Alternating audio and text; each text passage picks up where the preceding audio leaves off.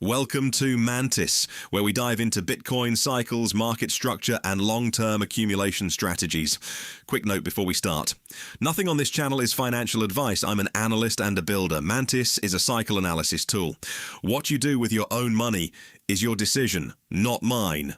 Right then, MicroStrategy. There are two opinions about this company on the internet, and only two. One says it's the smartest balance sheet in corporate history. The other says it's a house of cards with a countdown timer on it. Pick a side, shout louder than the other lot. That isn't due diligence, that's tribalism wearing a ticker symbol. So today we do the actual work. We open it up, we hear the best version of the bull case, we hear the best version of the bear case from people who genuinely know what they're talking about. Not straw men, and we let both of them stand, and then I'll show you what that homework actually built. The MSTR hair, why it exists, and why its very first move is different from every other tool in the box. Stay with me, this one's worth it. Start with the bit everybody skips. Strategy isn't really a software company anymore. It's a Bitcoin balance sheet in a business suit, and the suit is the whole story. Here's how it works. The company raises money, borrowing, and increasingly by selling preferred shares to investors. It uses that money to buy Bitcoin. And if the market values the company above the Bitcoin it's sitting on, it can go and do the whole thing again. Bigger. That's the flywheel. And in a bull run, it is a genuinely beautiful machine. Bitcoin climbs, the premium climbs, more money comes in, more Bitcoin goes on the pile. Now, the part that doesn't make the highlight reel, a flywheel doesn't have a favorite direction. When Bitcoin falls, the same machine runs in reverse, the premium shrinks, raising money gets harder at exactly the moment you'd most like it to be easy. That's not a flaw somebody missed. That's just what leverage is. It makes everything bigger, including the bad days. Anyone selling you the up leg without mentioning the down leg isn't doing diligence. They're doing marketing. Now we get to the interesting bit, and it's all about a dividend. So let's get one thing straight before we go a step further, because a lot of people get this wrong. If you buy shares in MSTR, you do not receive a dividend, not a penny. You never have. The dividends belong to an entirely different set of investors. Strategy has issued preferred shares. They trade under their own tickers. They're separate things you'd have to go and buy on purpose, and those are the ones with a payment attached. So when you hear people talking about Strategy's dividend, understand what that actually is. It is not money arriving for shareholders. It is money leaving the company, going to a completely different set of investors, on a schedule. Forever, not a benefit, a bill. And here's why that matters to you, even though you never see a penny of it. Every company has a ladder. Lenders sit at the top. They get paid first. Preferred shareholders sit in the middle. They get paid next. And ordinary shareholders sit at the bottom, and they get what's left over when everybody above them has been satisfied. That's not a scandal, and it's not unique to this company. It's how every business on earth is built. But it does mean this. As an MSTR holder, you don't own the Bitcoin. You own what's left of it once the people above you on that ladder have been taken care of. Strategy publishes a figure for exactly that, and we'll come back to it shortly. And before that sounds gloomy, the bottom of the ladder is also where all the upside lives. Lenders get their interest and nothing more. Preferred holders get their fixed payment and nothing more. Everything above and beyond that, every bit of it belongs to the ordinary shareholder. That's the deal you're making. Last in line when it's bad. First to the whole of the reward when it's good. Right, now the argument makes sense. Earlier this year, one of those preferreds slipped below what it was sold for, so the company put the payment up 12% to defend it and keep the buyers coming. That's not a rumor. That's a public mechanical response to pressure. And it's the thing the whole debate now turns on. In one corner, Michael Saylor, and his case is simple, which is what makes it strong. Bitcoin only has to do about 3% a year, 3%, for those payments to be covered forever. Run the numbers with Bitcoin doing nothing at all, and the coverage still stretches on for decades. If you believe that math, the dividend isn't a risk, it's a rounding error. In the other corner, Jack Mallers, and I want to give him the same respect, because he's not some skeptic shouting from the cheap seats. He's about as inside this world as it gets. His point is this: those preferred shares have no maturity date, there's no finish line, no day when the bill is simply over and done with, and every new share issued to help cover it drags that same forever promise along behind it. Do that math, and the real benefit flowing back to ordinary shareholders, the ones at the bottom of that ladder, remember, looks a good deal more modest than the flywheel story suggests on its own. So who's winning? Fair question. And right now on the numbers, the honest answer is the trend belongs to Sailor. Over recent weeks, the balance sheet has genuinely got healthier, more cash on hand, less borrowing against it, a longer runway on those obligations than it had before. The Bitcoin pile dipped a fraction, but the value went up. That's a company tidying its affairs, not one overreaching. Good news, real news. But, and stay with me because this is the whole point of the section, notice what that doesn't settle. Mallers was never asking, is this fine this quarter? He was asking something structural. There is no maturity date. There never will be. A longer runway is a much nicer place to stand than a shorter one. It still isn't the same thing as a debt that matures and is gone. Both of those things are true at once, trending healthier, and still an experiment nobody has watched run all the way through a full cycle. That's not me sitting on the fence. That's just where the evidence actually is. Right. Let's deal with the panic, because there's a lot of it about.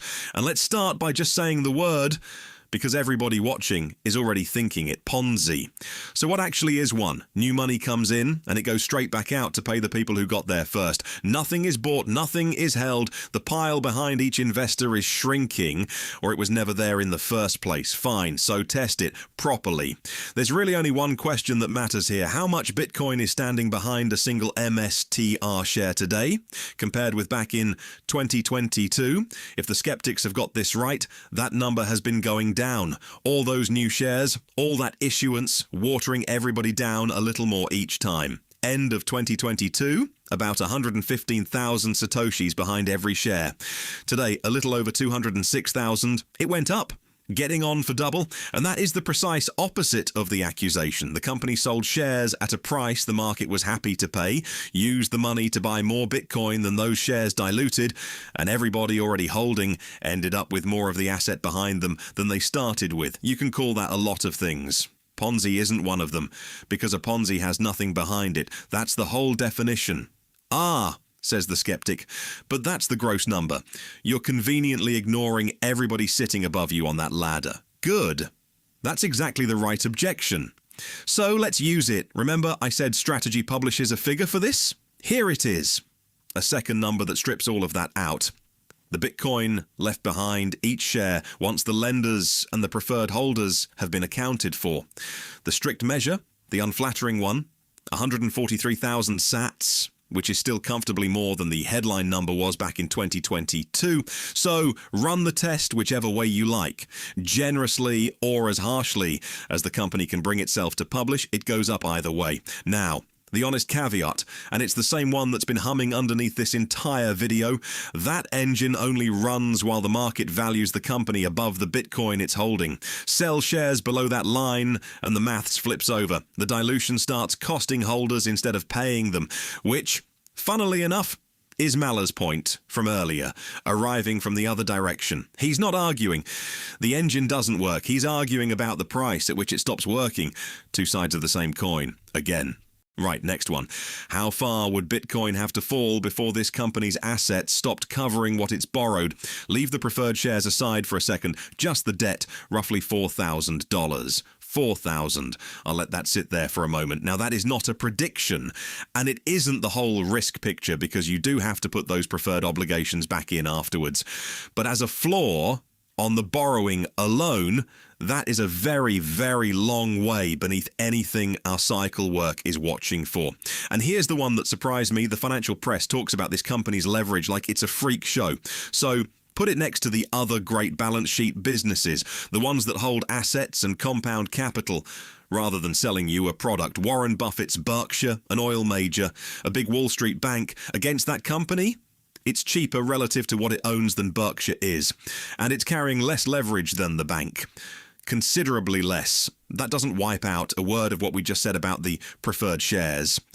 But it should knock the uniquely reckless story on the head in that room. It isn't even close to the most leveraged name at the table. And one last thing, because this channel doesn't only tell you the flattering parts, they made a mistake.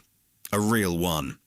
Earlier in this cycle, with Bitcoin up in the 80s, the company spent a chunk of its cash paying down debt. Sensible enough on the face of it. Then Bitcoin turned and went back to the 60s, and suddenly that money wasn't there at exactly the moment having it around would have been rather handy. Lesson learned. In public. And that war chest we talked about, the one that's been rebuilt bigger, that's the direct result. That's what genuine improvement looks like, by the way. Not a promise, a correction after getting caught out. Now let's connect the balance sheet to the calendar, because this is where it gets useful. That bill we talked about doesn't care what the price is. It falls due when it falls due. High, low, euphoria, panic. The calendar doesn't check the chart first, which means when cash is needed to pay it, the selling doesn't wait around for a nice moment. It just happens. So here's the receipt, and it's a good one because there are only 2 entries on it. For 3.5 years, Strategy did not sell a single coin. Not one. The last time before this year was December 2022. December 2022 was the exact month of the last 4-year cycle low. And then this June, they sold again. First time in 3.5 years. And where did that land? Right in the middle of the month our own calendar had marked out for the weekly cycle low. A Bitcoin down in the 50s. Not at the highs, not on the way up. Down there in the worst of it, with the obituaries being written. 2 sales in 4 years, both of them into a low. That's the same mechanism you see with miners capitulating. Forced sellers don't sell at the top. They sell when the bill lands. And bills have a nasty habit of landing when things are already ugly. And now, here's the loop that closes it. Because watch what happened next. When Strategy sold in June, that became the story. That was the headline Bitcoin fell on. The biggest corporate holder is selling. Everywhere for a fortnight, except we had already called that low publicly, in advance. Before that sale existed as a headline anywhere. The window was on the chart, with a price and a date range attached, pinned to our profile, while the timeline was still arguing about whether the bear market had even started. And that isn't a boast, it's the entire reason the thing got built. Because if a low only makes sense after somebody hands you a reason for it, you haven't got a framework, you've got a commentary. Did a few coins hitting a nervous market move price on the day? Probably. Fine. But that drop was never waiting for permission from a press release. It was already scheduled. The cycle walked price down into the window. The bill fell due while it was down there. And the story turned up afterwards, picked the nearest available villain, and pointed. That's not a dig at anyone. It's just how this works, every single time. The cycle moves first, the narrative arrives second, to explain what already happened. It's a dividend calendar doing what calendars do. Right? Homework done. Now, what do you actually build for an asset like that? Because look at what we've learned. Amplified going up, amplified coming down. Forced selling, clustered at the lows, and a balance sheet that 2 very clever people read completely differently. And remember, the common shares pay you nothing to wait, no income, no yield, nothing arriving quarterly to soften a bad year. The only thing MSTR gives you is the swing, so the swing had better be the thing you're there for, and the tool had better be built for it. That's the hair. It exists to capitalize on the sheer violence of the way this thing moves. Same cycle windows as Bitcoin, much bigger swings. Everywhere else in the toolkit we ease in. Bitcoin, Coinbase, 2 tranches spread across the window because you never know which week is the week. That's the tortoise, and patience is the entire point of it. The hare doesn't do that. 1 cycle low, 1 signal, 1 buy, all in, and yes, there's a bit of poetry in that, and I'm not going to pretend otherwise. Strategy doesn't do things by halves. It's run by a man who makes enormous, all-in decisions in public and lets the world watch. A genuine force of nature in this business, it felt right to match that. When the hare goes, it goes. It's the hare from the fable, flat out from the gun, not creeping off the start line. Right, enough theory. Here's the live one, and it doesn't need to be complicated. MSTR runs its own weekly cycle, and the next low is due around late October. Our momentum gauges, the ones we've been watching all the way down, are now sitting at levels we last saw in the depths of the previous bear market, both of them telling the same story. Now, That is not a buy signal, and I want to be careful here, because last time round those gauges hit their extremes a good 3 months before price actually put its low in. Washed out isn't the bottom, washed out is the heads up, so I'm not calling a bottom today, quite the opposite. We expect price to go lower into that October window, that's the honest expectation, and I'd rather say it plainly than dress it up as something cleverer. And if I'm wrong, if MSTR rallies hard from here and puts its next cycle low in above March's 116, then this isn't our trade, and you'll hear me say so out loud. And when it gets there, the trigger is deliberately boring. We don't catch the falling knife, we wait for the low to go in, and then for the first daily candle to close back above the 10-day average. That's the entry. That is most likely where we buy. It'll never get us the exact bottom. By definition, we're a little late. Good. Slightly late with confirmation beats perfectly early and hopeful every single time. And when it fires, one shot. All of it in, and then we hold on. Because if this cycle behaves anything like the last one, what follows is a roller coaster, which is the entire reason the hair exists. Not to smooth that ride out, to make use of it. So, that's the diligence. Done honestly.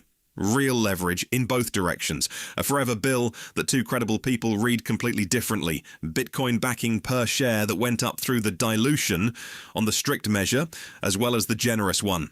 And forced sellers who turn up at the lows for mechanical reasons and not panic, and now it goes on the record, which is how we do everything here. MSTR weekly cycle low, due around late October. We expect lower before we get there. We buy on the first daily close back above the 10-day average, not a minute before. And if it turns instead and lows out above March's 116, there's no trade. And you'll hear me say so. And underneath all of it, the same calendar we run everywhere else, the pinned one. June weekly low, called and confirmed at 57.8k. Ahead of us, the 4-year low. Window open now through March, optimal zone late October. Same appointment, same deal. Missed the window and the model was wrong in public. MSTR was never meant to be the quiet lane. It's for people who know exactly what they're holding, sized accordingly, riding the same tide with the volume turned up. We didn't build the hair to make that ride comfortable. We built it to make it survivable. With the one part of the plan, the entry, kept every bit as decisive as the company it's tracking. Not financial advice, do your own research, especially on this one, and only ever with money you've written off. See you at the low.